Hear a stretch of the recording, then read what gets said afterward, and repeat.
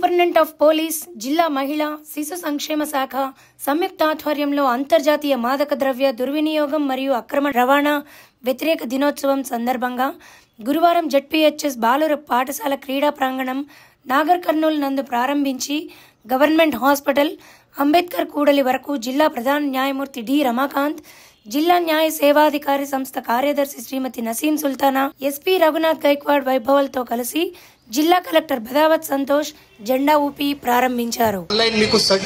మన police side నుంచి కూడా ఈ local folk singers and actor తో పాటు 2 సాంగ్ కూడా ప్రిపేర్ చేశాము ఈ డ్రగ్ హ్యాబిట్స్ గురించి. అది కూడా మేము ఈరోజు అందరు మీడియా మిత్రులు ఇక్కడ ఉన్నారు, వాళ్ళ సైడ్ నుంచి ఈరోజు అందరికీ డిస్ట్రిబ్యూట్ చేస్తాము. మీరు కూడా ఈ మెసేజ్ అందరికీ స్ప్రెడ్ చేయండి. తర్వాత మన తెలంగాణ యాంటీ నార్కోటిక్స్ బ్యూరో నుంచి ఒకటి మిషన్ పరివర్తన లాంచ్ చేశారు. ఈ మిషన్ పరివర్తన ఉద్దేశం అంటే ఈ డ్రగ్ అబ్యూస్కో ప్రివెంట్ చేయాలి. మీ అందరికీ తెలుసు, వేరే రాష్ట్రంలో పంజాబ్ రాష్ట్రంలో తర్వాత నార్త్ ఈస్ట్ రాష్ట్రంలో చిన్న పిల్లలు 12 ఇయర్స్ 13 ఇయర్స్ నుంచి ఈ డ్రగ్స్లో అబ్యూజ్ చేసి వాళ్ళ లైఫ్కి డ్యామేజ్ చేస్తున్నారు.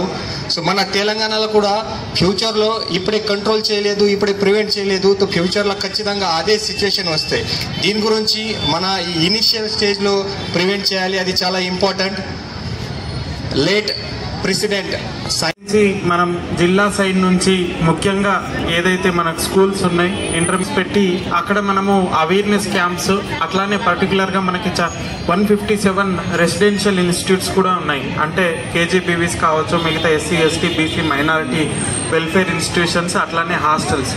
సో వాటన్నిటి దగ్గర కూడా మనం ఈ అవేర్నెస్ క్యాంప్స్ ఆర్గనైజ్ చేయడం జరుగుతుంది. అట్లానే అక్కడ టీచర్స్తోని స్టూడెంట్స్తోని కలిపి ఒక డ్రగ్ కమిటీ, అట్లానే drug soldier, so anti drug soldier, ఇవన్నీ యాక్టివిటీస్ మనము చేసుకుంటున్నాం.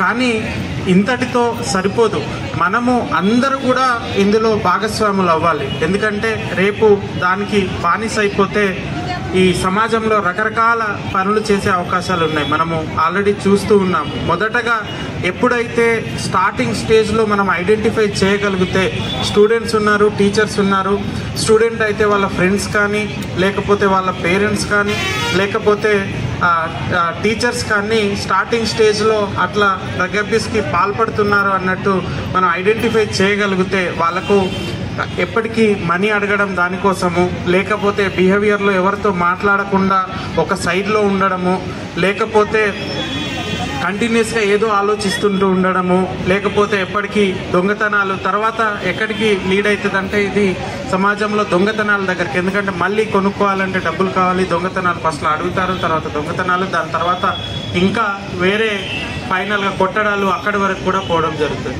సో పరిమితమైన ఈ మాదక ద్రవ్యాల వినియోగం ఈరోజు గ్రామాల్లో కూడా విస్తరించింది. అంటే కొంతమంది డబ్బు మీద ఉన్న విపరీతమైన రిహాబిలిటేషన్ ద్వారా మనల్ని ఏదైతే తీసుకొచ్చే అవకాశం పూర్తిగా ఉంది. అంటే అటువంటి వాళ్ళని మనం నేరస్తులుగా కాకుండా ఒక బాధితులుగా చూస్తూ ఉన్నాం. కాబట్టి అటువంటి పిల్లల్ని కూడా మనము వారి మామూలు జీవనంలోకి తీసుకురావాల్సిన అవసరం ఉంది. లేకపోతే తల్లిదండ్రులకు కానీ కుటుంబ సభ్యులకు కానీ చాలా పెద్ద ఎత్తున నష్టం జరుగుతూ ఉంది. కాబట్టి నేను అందరినీ కూడా రిక్వెస్ట్ చేసేది ఏంటంటే, ఈరోజు మనం అందరం ప్లెడ్జ్ తీసుకుందాం. ఈ సమాజం బాగు గురించి, ఇటువంటి దుర్వ్యసనాల నుంచి సమాజాన్ని మనం రక్షించుకొని ఈ దేశ అభివృద్ధికి తోడ్పడాలని చెప్పేసి మేము అందరినీ కూడా కోరుతూ ఉన్నాం. ఈ ఎంతో కష్ట నష్టాల కోర్చి ఈ ప్రోగ్రాం